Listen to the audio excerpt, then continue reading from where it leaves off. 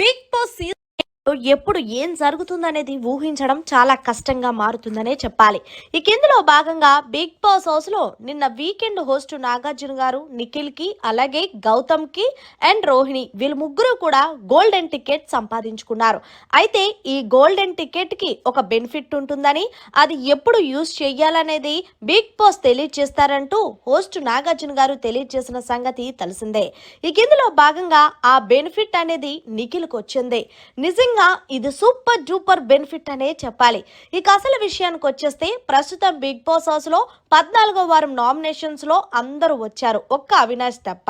ఇక ఇందులో భాగంగానే బిగ్ బాస్ సెకండ్ ఫైనలిస్ట్ గా ఎవరు మెగా కంటెండర్ గా ఉంటారనేది ఒక టాస్క్ ఆడాలి అంటూ చెప్పి ఆ తర్వాత బిగ్ బాస్ హౌస్ లో నిఖిల్ అలాగే గౌతమ్ అండ్ రోహిణి వీళ్ళు ముగ్గురు మిగిలిన వాళ్ళు టికెట్ ఫినాలి రేస్ లో టాస్క్ లో పార్టిసిపేట్ చేస్తారంటూ బిగ్ బాస్ తెలియజేశారు. ఇక గౌతమ్ నిఖిల్ అలాగే రోహిణి వీళ్ళు ముగ్గురికి బిగ్ బాస్ ఏం చెప్పారంటే, మీరు ఎలాగో గోల్డెన్ టికెట్ సంపాదించుకున్నారు కాబట్టి మీరు నేరుగా టికెట్ ఫినాలి రేస్ లో ఫైనల్ టాస్క్ లో పోటీ పడతారు, మీరు మధ్యలో పోటీ పడాల్సిన అవసరం లేదంటూ తెలియజేశారు.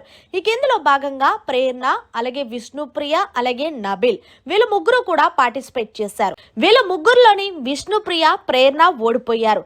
నబిల్ ఈ టాస్క్ లో విజయం సాధించడంతో మొత్తంగా టికెట్ ఫినాలి రేస్ లో సెకండ్ ఫైనలిస్ట్ గా పోటీ పడుతున్న సభ్యులు నిఖిల్, గౌతమ్, రోహిణి, నబిల్ వీళ్ళ నలుగురు కూడా పోటీ పడుతున్నారు.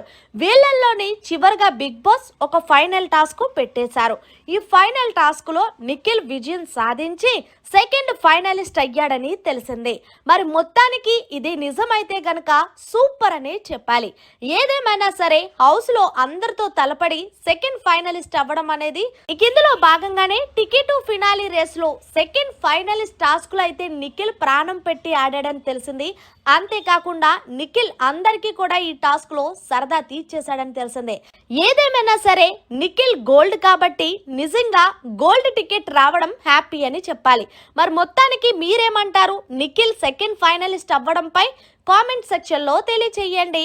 అయినా నిఖిల్ కి ఫైనలిస్ట్ అవ్వాల్సిన అవసరమే లేదు, ఎందుకంటే ఈ సీజన్ విన్నర్ కాబట్టి.